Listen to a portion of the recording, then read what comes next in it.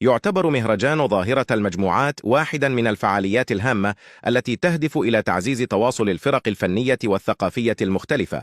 يتضمن هذا المهرجان عروضا فنية متنوعة من مختلف الأنماط، بالإضافة إلى لقاءات تثقيفية. يهدف هذا المهرجان إلى تعزيز التبادل الثقافي والتواصل بين الناس من خلفيات مختلفة، ويعتبر فرصة للتعارف وتبادل الخبرات بين الفرق المشاركة.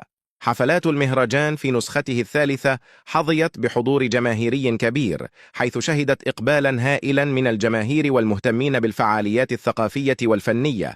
برزت مجموعة متنوعة من العروض الفنية التي جذبت الحضور وأضافت جوا من البهجة والتسلية. تعتبر هذه المشاركة الواسعة علامة على نجاح هذه النسخة من المهرجان، وعلى تقدير الجمهور للجهود التي بذلت لإحياء هذا الحدث الثقافي بالحي المحمدي.